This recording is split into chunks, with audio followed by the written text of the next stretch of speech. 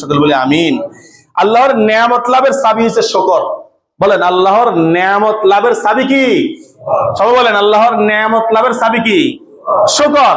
আজকে আমাদের ভিতরে শুকরিয়া নাই, আল্লাহ শুকর আদায় নাই।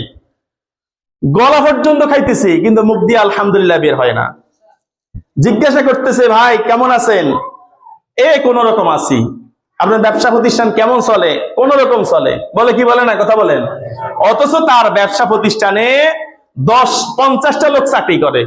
তার ব্যবসা প্রতিষ্ঠানে কতটা লোক চাকরি করে? 50টা লোক চাকরি করে। এই 50টা লোকের অধীনে 50টা পরিবার আছে না? আসেনি? কথা বলেন না।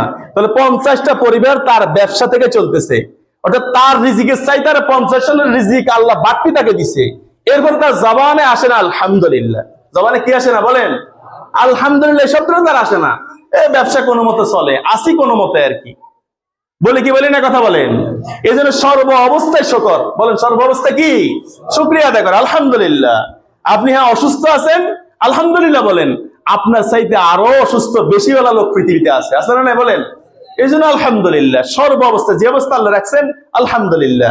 যে অবস্থা আল্লাহ রাখছেন কি বলতে হবে? বলেন আলহামদুলিল্লাহ। কেউ জিজ্ঞাসা করছে কেমন আছেন? আলহামদুলিল্লাহ, আল্লাহ ভালো রাখছেন। ঠিক আছে না? আপনার ব্যবসা কেমন চলে? আলহামদুলিল্লাহ, ভালো চলে। বলবো তো সবাই ইনশাআল্লাহ। এই জন্য যে ব্যক্তি শুকর আদায় করবে, শুকরিয়া আদায় করবে, শুকর, তো আল্লাহ তাআলার ওয়াদা লা ইন শাকারতুম লা আযীদান্নাকুম। যে ব্যক্তি আমার নিয়ামতের শুকরিয়া আদায় করবে তা আমি তার নিয়ামত বাড়াইয়া দেব। বলেন না সুবহানাল্লাহ। আপনি যে হালতে আছেন, আপনি বললেন আলহামদুলিল্লাহ, আলহামদুলিল্লাহ, সর্ব অবস্থাতে আলহামদুলিল্লাহ বললেন। তো আল্লাহ তাআলা বললেন দেখো আমি তাকে এই অসুস্থতার ভিতরে রাখছি, তারপর সে আলহামদুলিল্লাহ বলে। ব্যবসায় তার এই অবস্থা চলতেছে, তারপর আলহামদুলিল্লাহ বলে। অর্থনৈতিক সমস্যা আছে, তারপরে কি বলতেছে? আলহামদুলিল্লাহ বলে।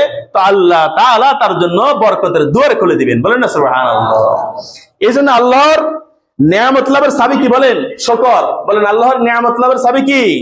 শুকর। বেশি থেকে বেশি শুকরিয়া আদায় করা, বেশি থেকে বেশি শুকরিয়া আদায় করা।